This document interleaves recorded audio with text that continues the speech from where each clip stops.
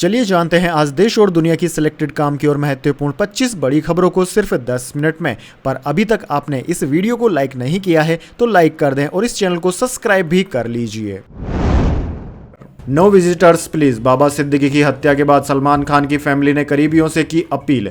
जी हां दोस्तों, बाबा सिद्दीकी की हत्या के बाद सलमान खान की सुरक्षा को लेकर चिंता बढ़ गई है। बांद्रा में उनके गैलेक्सी अपार्टमेंट के बाहर सुरक्षा कर्मियों की तादाद बढ़ा दी गई है। वहीं परिवार ने उनके इंडस्ट्री में मौजूद कई दोस्तों और करीबियों से रिक्वेस्ट की है कि वो एक्टर से मिलने न जाएं। इंडिया टुडे को मिली जानकारी के अनुसार अपने बेहद करीबी दोस्त बाबा सिद्दीकी को होने के बाद से ही सलमान खान बेहद दुखी हैं। बाबा सलमान के लिए सिर्फ दोस्त ही नहीं बल्कि एक परिवार जैसे थे। हाल ही में जब बाबा सिद्दीकी अपने बेटे जिशान के साथ सलमान खान से मिलने उनके गैलेक्सी अपार्टमेंट स्थित घर पहुंचे थे तो उनका बहुत प्यार से स्वागत किया गया था। सलमान खान भी एक सच्चे दोस्त की तरह इस दुखद घटना के बाद परिवार से मिलने पहुंचे थे।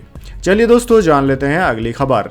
अरविंद केजरीवाल बोले, जम्मू कश्मीर की हालत दिल्ली जैसी, यहां भी सीएम से ज्यादा एलजी को पावर, उमर को सरकार चलाने में दिक्कत आए तो मदद करूंगा। जी हां दोस्तों, आम आदमी पार्टी के राष्ट्रीय संयोजक और दिल्ली के पूर्व मुख्यमंत्री अरविंद केजरीवाल जम्मू कश्मीर के डोंडा में पार्टी के उम्मीदवार की विधानसभा चुनाव में जीत पर धन्यवाद रैली में शामिल हुए। उन्होंने कहा कि मैं दिल्ली से यहां आप लोगों का शुक्रिया अदा करने आया हूं। आप लोगों ने ऐतिहासिक काम किया है, आपने नई किस्म की राजनीति का बीज बोया है। उन्होंने उमर अब्दुल्ला को नेशनल कॉन्फ्रेंस की जीत पर भी बधाई दी और कहा कि जम्मू कश्मीर को भी दिल्ली की तरह आधा राज्य बना दिया गया है, सारी पावर एलजी को दे दी गई है। मैं उमर अब्दुल्ला को कहना चाहूंगा कि काम करने में कोई अड़चन आए तो मुझसे पूछ लेना, मुझे दिल्ली चलानी आती है।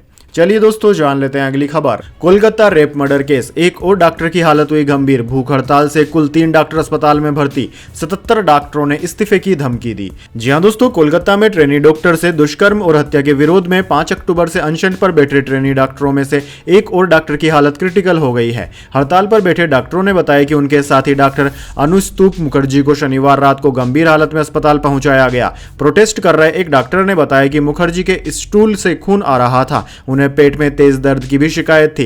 3 डॉक्टरों की हालत बिगड़ने के लिए राज्य सरकार जिम्मेदार है क्योंकि सरकार हमारी सभी मांगे नहीं मान रही है। वहीं पश्चिम बंगाल के कल्याणी जेएनएम अस्पताल के 77 डॉक्टरों ने सामूहिक इस्तीफे की धमकी भी दी है। डॉक्टरों ने ईमेल भेजकर बंगाल हेल्थ यूनिवर्सिटी के रजिस्ट्रार को जानकारी दी है कि वे 14 अक्टूबर से काम बंद करने वाले हैं। चलिए जान लेते हैं अगली खबर। पाकिस्तान में एससीओ समिट के लिए तैयारियां, इस्लामाबाद को बंद करने का फैसला, भारतीय विदेश मंत्री जयशंकर भी होंगे शामिल। जी हां दोस्तों, पाकिस्तान में 15-16 अक्टूबर को संघाई कोऑपरेशन ऑर्गेनाइजेशन एससीओ समिट होने वाली है। इसकी तैयारियों को लेकर रविवार को पाकिस्तानी अधिकारियों की एक बैठक हुई। रिपोर्ट के मुताबिक इस बैठक में समिट के लिए राजधानी इस्लामाबाद को बंद करने का आदेश दिया जा रहा है। दरअसल दोस्तों, पीटीआई कार्यकर्ताओं के हिंसक प्रदर्शनों और राजनीतिक अशांति को लेकर पाकिस्तान की सरकार परेशान है। शहबाज शरीफ नहीं चाहते कि समिट के दौरान प्रदर्शनों से सुरक्षा हालात बिगड़े और देश की छवि खराब हो।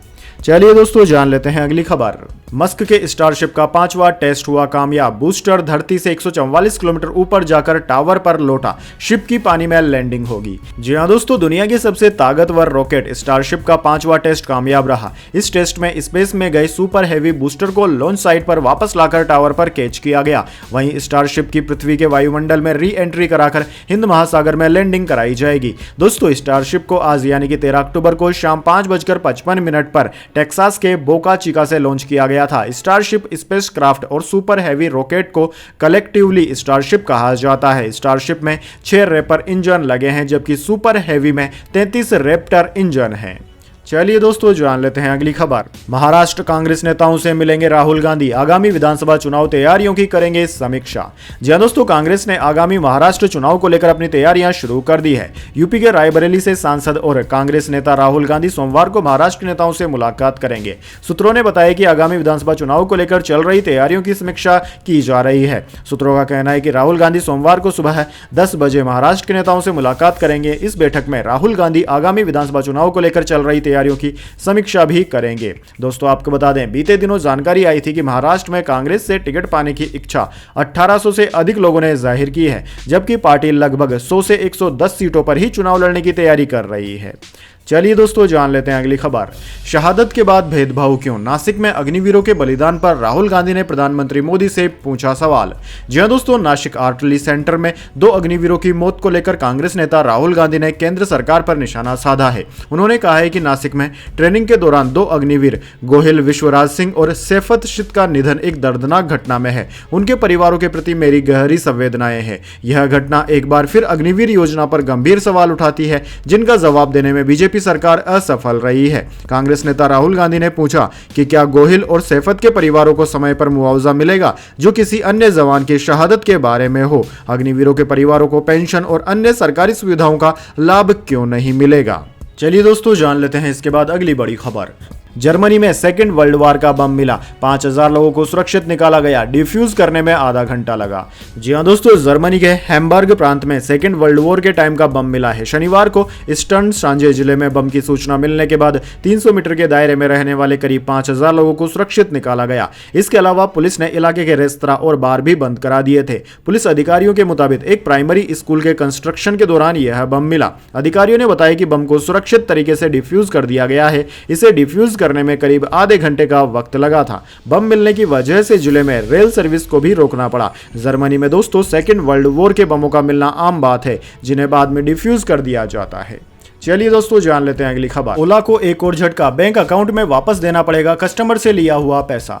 जी हां दोस्तों, ओला ग्रुप और इसके सीईओ भाविश अग्रवाल की मुसीबतें बढ़ती ही जा रही है। लिस्टिंग के बाद ओला इलेक्ट्रिक्स के शेयर लगातार नीचे आ रहे हैं। साथ ही कंपनी के ऊपर खराब सर्विसिंग के 10,000 से ज्यादा शिकायतें भी मिल चुकी है। इन पर केंद्र सरकार जांच कर रही है। साथ ही कंपनी को नोटिस भी भेजा गया है। इसी मसले पर भाविश अग्रवाल और कॉमेडियन कुणाल कामरा की भी सोशल मीडिया पर हाल ही में तीखी बहस भी हुई थी। अब रविवार को central consumer protection authority CCPA ने कंपनी को आदेश दिया है कि उन्हें ओला कैब के खिलाफ शिकायत करने वाले कस्टमर का पैसा उनके अकाउंट में भी ट्रांसफर करने का ऑप्शन देना होगा। अभी तक कंपनी शिकायत करने वाले को एक कूपन पकड़ा देती है, जिसका इस्तेमाल अगली राइड के दौरान ही किया जा सकता है।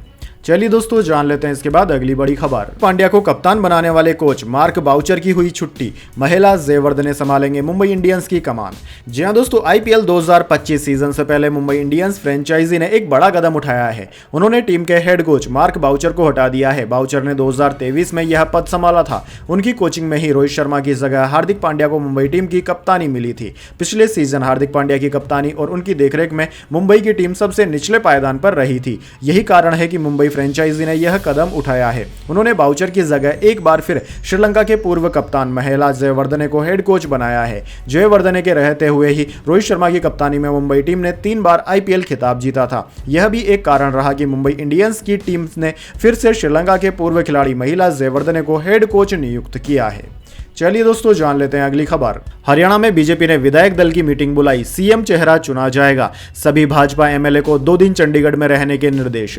जी हां दोस्तों, हरियाणा में भाजपा ने 16 अक्टूबर को चंडीगढ़ में विधायक दल की मीटिंग बुला ली है। मीटिंग में विधायक दल का नेता चुना जाएगा। मीटिंग में विधायकों के अलावा केंद्रीय ऑब्जर्वर भी मौजूद रहेंगे। केंद्रीय नेतृत्व इसके लिए जल्द ऑब्जर्वरों की नियुक्ति करेगा। कार्यवाहक मुख्यमंत्री नायाब सिंह सैनी का विधायक दल का नेता चुना जाना तय है। इसके बाद वह राज्यपाल के सामने सरकार बनाने का दावा पेश करेंगे।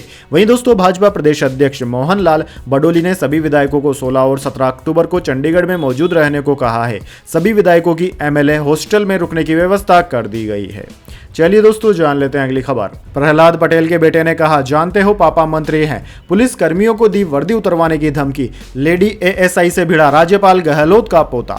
जी हां दोस्तों, मध्य प्रदेश के पंचायत एवं ग्रामीण विकास मंत्री प्रहलाद पटेल के बेटे प्रबल पटेल का पुलिस से बदसलूकी करने और वर्दी उतरवाने की धमकी देने वाला मामला सामने आया है। घटना 9 अक्टूबर की रात करीब 8:30 बजे जबलपुर की है। वहीं दोस्तों, नागदा में शनिवार को प्रतिमा विसर्जन के दौरान कर्नाटक के राज्यपाल और बीजेपी के सीनियर लीडर थावर चंद गहलोत का पोता विशाल महिला ASI से भिड़ गया था। उसने विवाद का वीडियो बना रहे पुलिसकर्मियों से मोबाइल छीनने की भी कोशिश की। इन दोनों ही घटनाओं के वीडियो भी सामने आ गए हैं। मध्य प्रदेश में बीते 4 दिन में पुलिस से नेताओं के परिजनों के विवाद की यह तीसरी घटना है। इससे पहले 11 अक्टूबर को भी कांग्रेस सांसद दिग्विजय सिंह के भतीजे और पूर्व सांसद लक्ष्मण सिंह के बेटे आदित्य विक्रम सिंह ने पुलिसकर्मियों से अभद्रता की थी।